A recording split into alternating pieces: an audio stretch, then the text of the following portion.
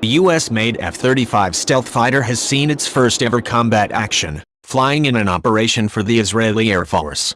The Air Force chief showed an image of jets over Beirut, Lebanon, and said the planes had already attacked twice on two different fronts. Israel recently carried out scores of airstrikes in Syria.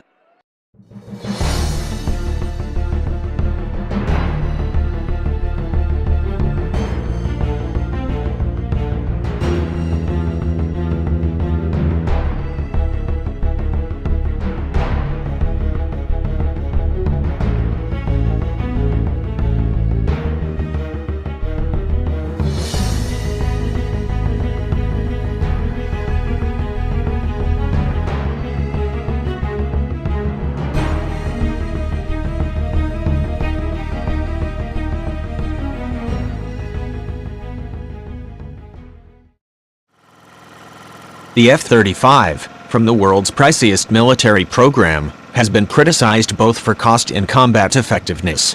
Last year, Defense Secretary James Mattis had to defend the program after then-President-elect Donald Trump tweeted criticizing its huge price, said to be close to $100 million, £74 million, per plane.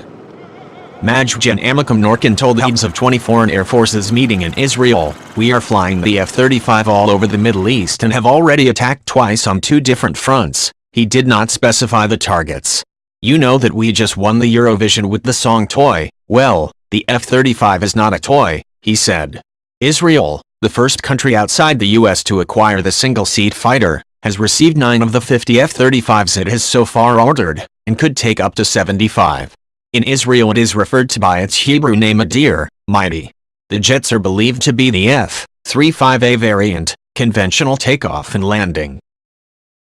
The significance of this red flag is that this will be the first time that we have U.S. F-35 participation that's going to be operating with our F-22 fighters that we have, so that's additional 5th-gen capability and fighter integration that's going to occur.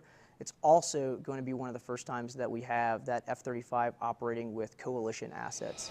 The F-35A out of Hill Air Force Base's 34th Fighter Squadron is the latest 5th-generation fighter aircraft.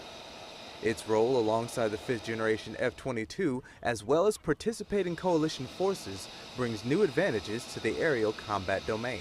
I think it's going to be challenging when you combine the F-35, the F-22, and then all of the integrated force. I think that is going to be what really challenges the aggressors in a way that they may not have been challenged yet to. And with these new challenges, Air Force leaders are using this red flag to display the F-35's abilities as a force multiplier. Airman First Class Julian Kemper, Nellis Air Force Base, Nevada.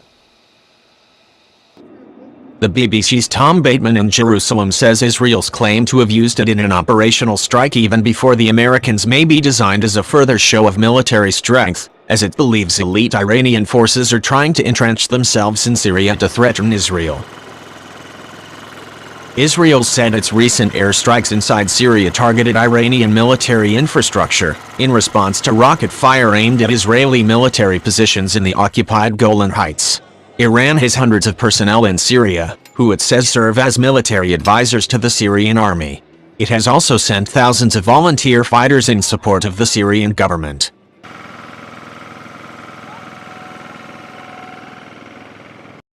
The U.S. has given Israel more military aid than any other country in the world, currently around $4 billion a year, and its laws on arms sales require that Israel always maintains military superiority in the Middle East.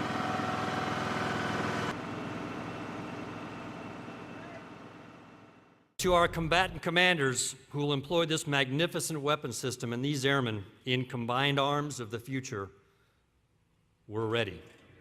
We've come a long way. A team of aircraft specialists developed tactics, techniques, and procedures for making the F-35A operational. There's no disputing the need for the capabilities the F-35 brings to bear. The jet has proven itself to be survivable and lethal, while allowing the technological growth to remain a viable weapon system for decades to come. The U.S. has given Israel more military aid than any other country in the world, currently around $4 billion a year, and its laws on arms sales require that Israel always maintains military superiority in the Middle East. Israel has praised the Lockheed Martin F-35 as a game changer. This may not even be its first use by Israel. Its military is often quiet about its operations, and there were reports that the stealth fighter had been used operationally as early as January last year. The U.S. has certainly put a lot of faith in a program that is expected to run through to 2070 and is projected to cost $1.5 trillion by then. However, it has also come in for heavy criticism, and not just over the price. An influential military blog in 2015 reported that the F-35 lacked maneuverability and was unable to beat an F-16 in a dogfight. It was also reported to have cockpit visibility issues. Analysts say the emphasis on stealth capabilities may have compromised air-to-air effectiveness. So, is the F-35 perfect? It absolutely isn't, but it's also in its infancy. With the version of airplanes that we fly here and that are currently being fielded, there's a lot of technology that's still being built and still being refined. My sole charge in life is to go out and either find ways to break the airplane or find ways to make the airplane break the things on the ground that it's supposed to.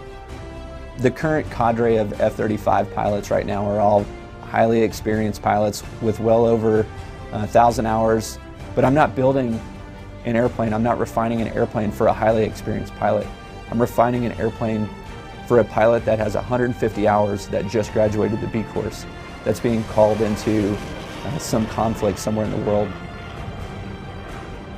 The next gen or fifth gen mentality in developing these new airplanes is also the software that goes into them. I don't just sit in my jet and figure out things that are wrong and send an email out to somebody.